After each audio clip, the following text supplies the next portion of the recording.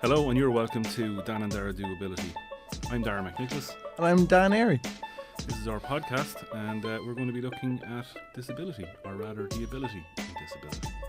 Yeah, so kind of taking disability at a different angle to what you would normally think of, I suppose.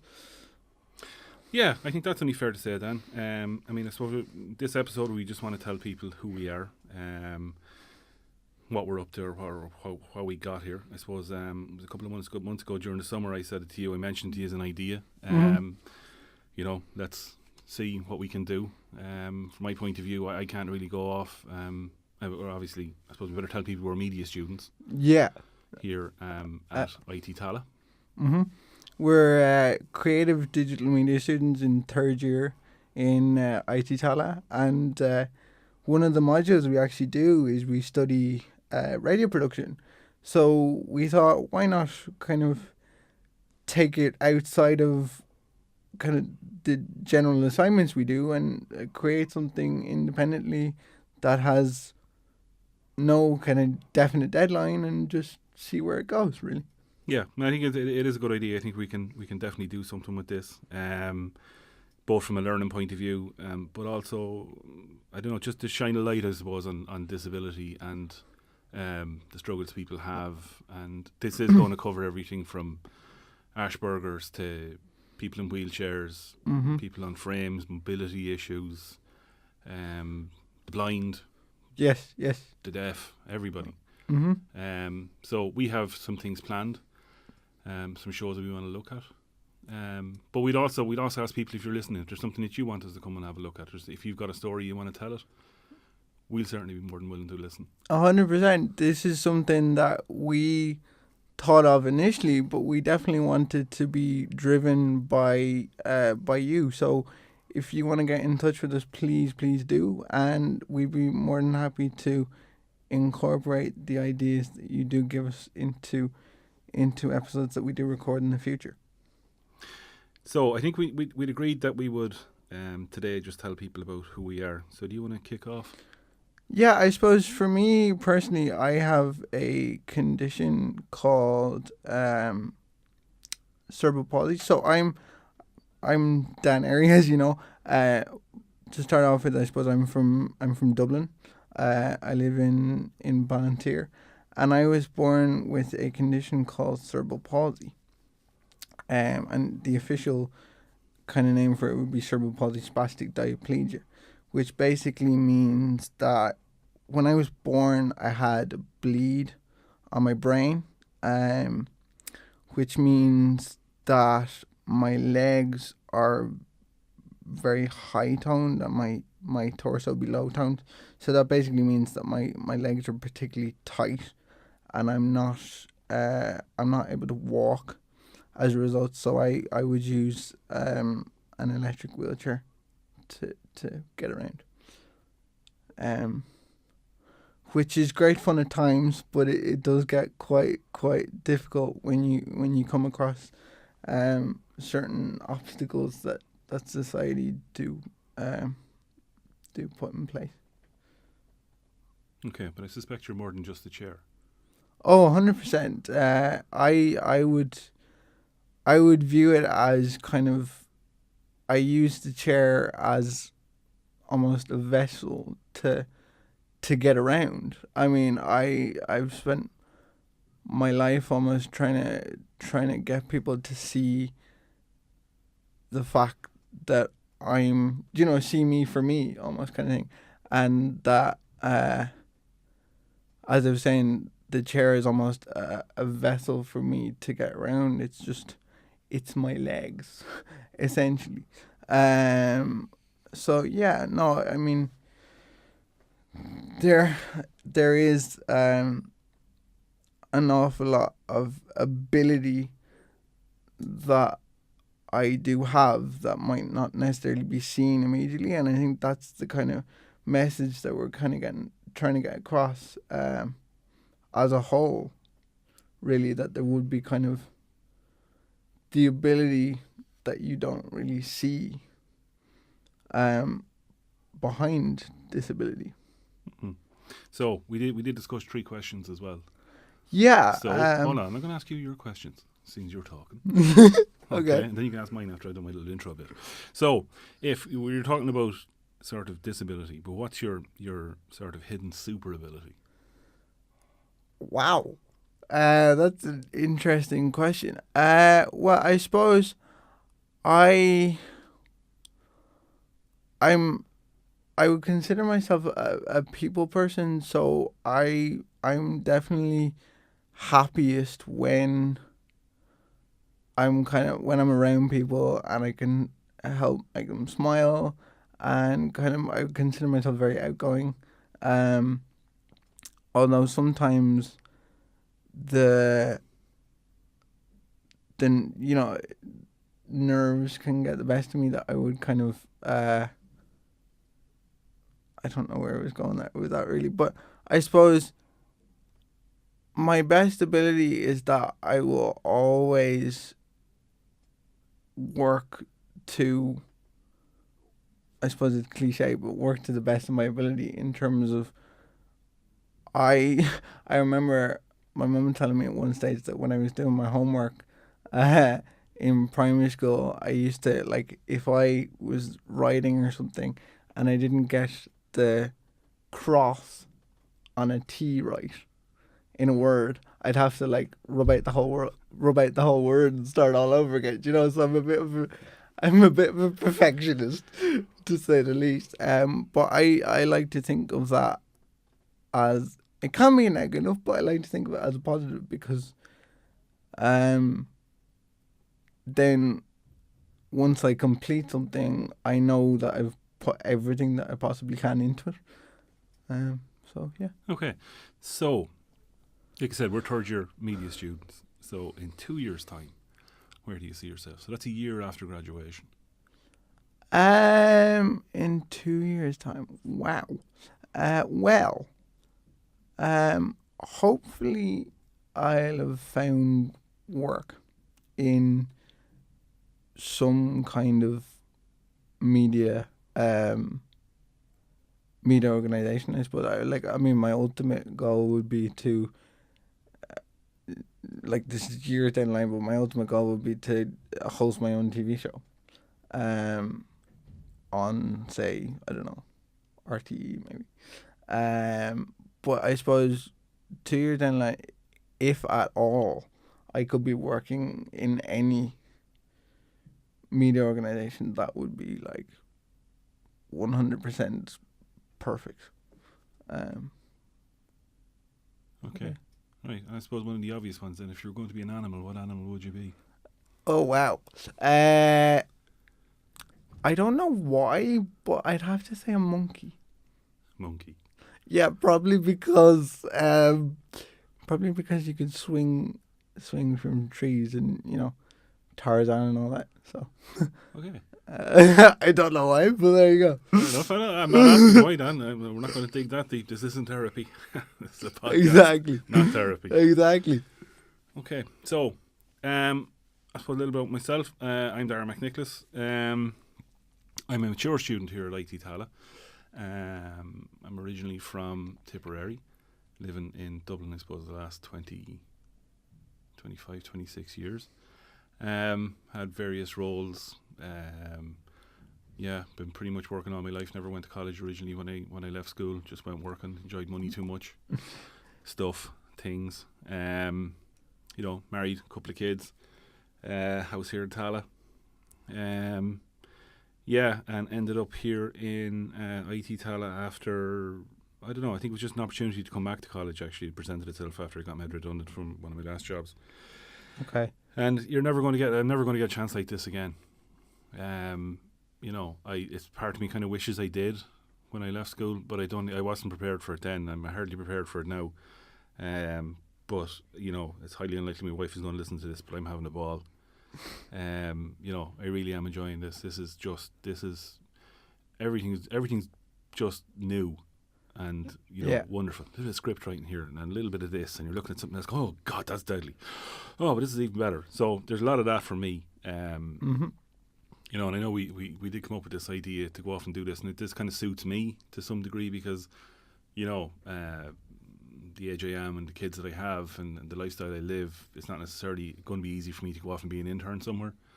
So when I leave college, I'm going to need a body of work behind me, and I think this will certainly help because we can do it at our own pace. At something I think both of us seem to believe in, for strange and different reasons. You know, I mean, I wouldn't be, other than being overweight, perhaps. I don't think you would necessarily be disabled in any particular way, but you know, and I have no real, I suppose, connection to disabilities. There's none in my family or anything like that. But I suppose there being awareness around it. You know, and I have said it to you before as well. I have a new language to learn here. Yeah. You know, that I have warned you to kick me if I say anything that's inappropriate or stupid, or you know, if I use the wrong word when we're discussing disability and stuff like that. So there's a lot of learning involved in this. So you got your 3 questions? Yeah, and actually, it's interesting that you spoke about the college in the podcast, because that was kind of the initial one that I was going to ask you, was what was the motivation behind you getting involved in. Yeah, it's just opportunity, Dan, really. You know, I mean, I saw it, and like, unfortunately, I have lots of good ideas. You know, I always have. They just pop up, and sometimes you don't do anything about it, and then sometimes you kind of feel you should. And I think this kind of suits both of us, really, to be honest. I think, you know, I'd love to be. Well, I know we said we're going to do this for 12 months, and we're going to see where we are at the end of 12 months. You know, I'd love to see us going on. You know, getting the listenership. You know, people actually listening in and making a difference in what we're doing, rather than it just being, well, here's a half-hour show, you know, twice a week. You know, yeah, I suppose that's pretty much it. Cool.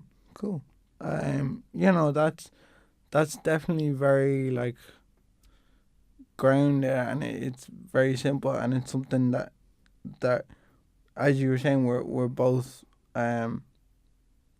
passionate about. And I suppose from my point of view, you know, given my physical constraints, I think this is a way that I can, I suppose, use my voice to kind of make a difference. And I think that's what I suppose was the motivation behind this course, was I suppose the TV and the radio element of it being broadcasting, and kind of, obviously there's an element of image with it with TV, but I suppose with radio and what we're doing at the minute, it's... Yeah, you have a face for TV. Thank you very much. I appreciate that. But I suppose what we're doing right now, like, it's very much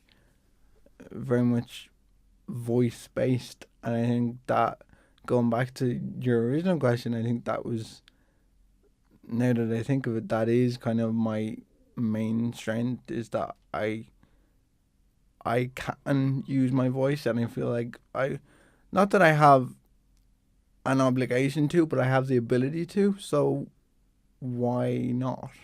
You know, and if I can help someone, if someone's listening to this right now and going, we've made them smile, you know, then, or we've helped them in some way, then that's... Probably have to tell a joke or something, Dan. Yeah, exactly. Then that's a positive for me. And yeah, no, that's... So, question 2. Question 2. It's something that you touched on earlier as well, but I was going to ask, have you any experience living or working with someone with a disability? I suppose not really, no. No, kind of, I'm a bit hesitant there because I really don't want to bring my family into it. Right, okay. You know, I don't think that's fair. But no, I suppose in the broad sense, no. From a family point of view. But I suppose working throughout my life, I suppose you'd always see things. And I mean, I know it's, Jesus, nearly 26, 28 years ago or whatever, when I was in national school or in secondary school and stuff like that, you would. But in from a work point of view, you wouldn't have come across it an awful lot. Mm-hmm. Just kind of in passing kind of thing? Yeah, like in the industry, it would have been, I spent 18 years in security. Right. You know, so you don't see security guards in wheelchairs. Yes, 100%. Yeah, you know, you just don't see it. You know, and even when I'm sitting here kind of going, now, Jesus, why not? I mean, an awful lot of lads are just, behind reception desks and stuff like that. And then, you talk about, listen, we're opening a can of worms now, I think, Dan. Here we go. Yeah, why not? Why don't we? Yeah, exactly. I would um, completely agree. I Yeah, would completely so- agree. Okay, write that down there. That's one that's an episode we could look at. Why don't we see more, people with disabilities in? Oh, obviously we see, the hidden disabilities that are there, things Yeah. like Asperger's or, dyspraxia or dyslexia and stuff like that, things that you can't actually physically see. Hmm. But you don't see people in wheelchairs or on frames or anything like that in that particular industry.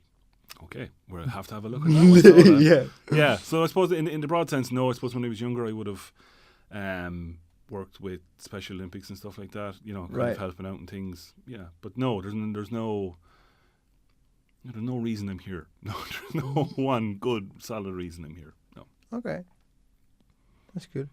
And I suppose my last one is, I suppose, touching on this initially, because it might change as we go through this, but I'm just curious as to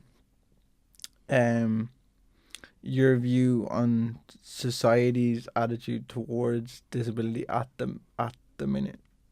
Yeah, that's a big one, I suppose. And funny enough, I suppose it's only when I got back into college that I started looking at it slightly differently. And I suppose it'd not be funny having you around Mm-hmm. and in the classroom and watching you move around the college and interacting with people and stuff, that you kind of, I suppose I'm exposed to it now. I'm not living with it, I don't see it.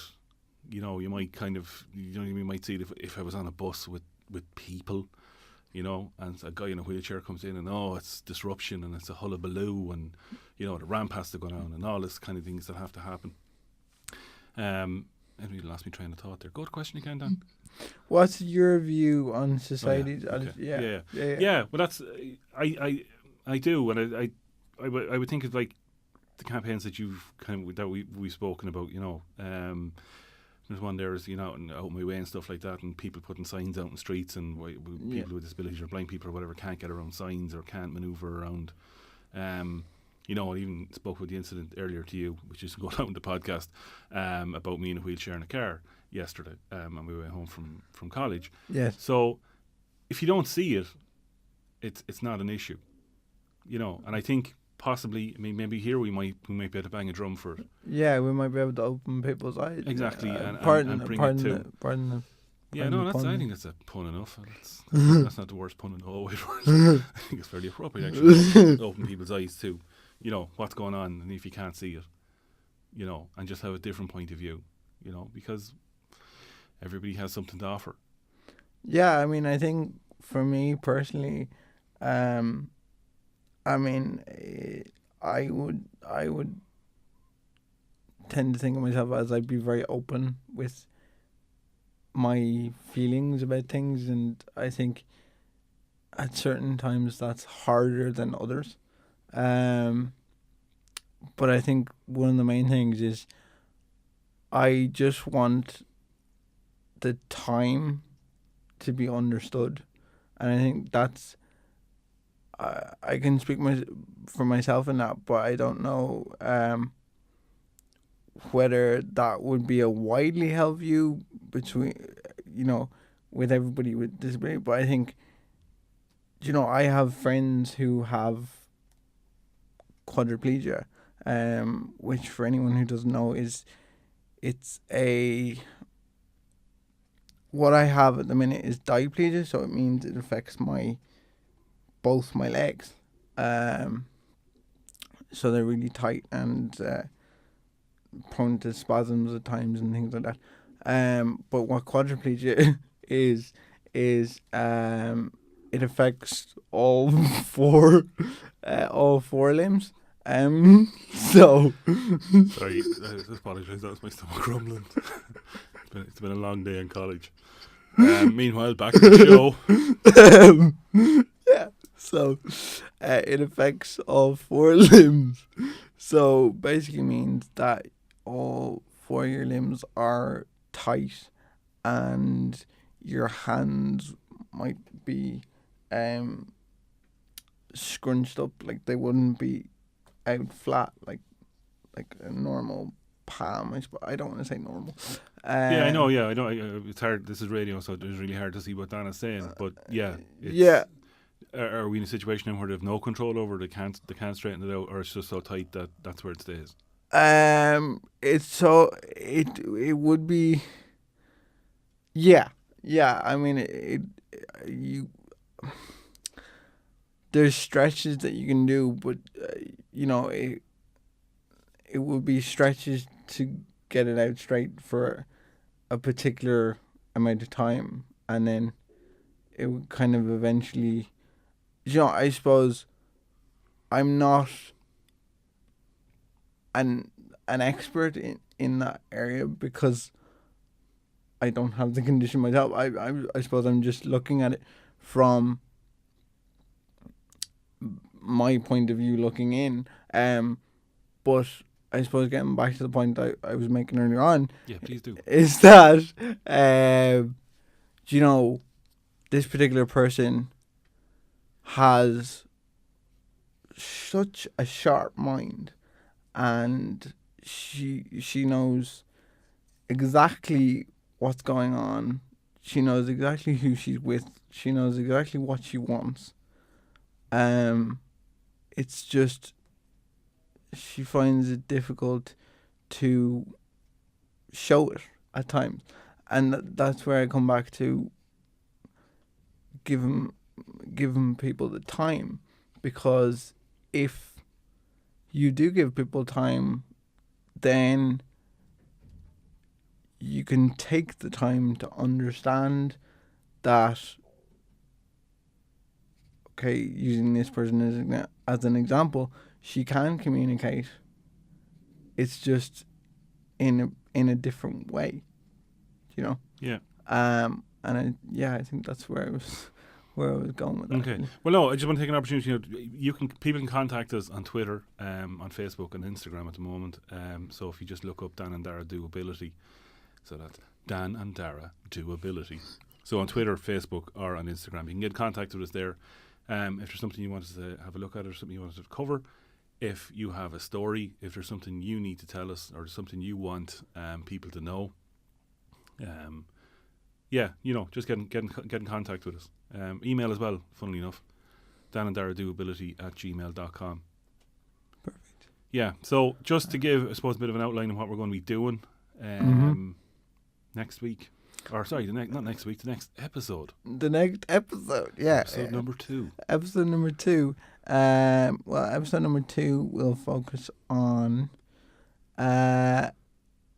driving. Yeah, which was fun. Which was a lot of fun. Right, we'll go crack. So, kind of Don't give away too much. I suppose, yeah. So, you'll have to tune in. You have to tune in to figure it out. That's all we'll give you for now. Listen, we hope you enjoyed this episode and you weren't too turned off by our dulcet tones. And listen, we look forward to chatting with you next time. So, this was Dan and Darragh Doability. I'm Darragh McNicholas. And I'm Darragh. Good evening, good night, and good luck.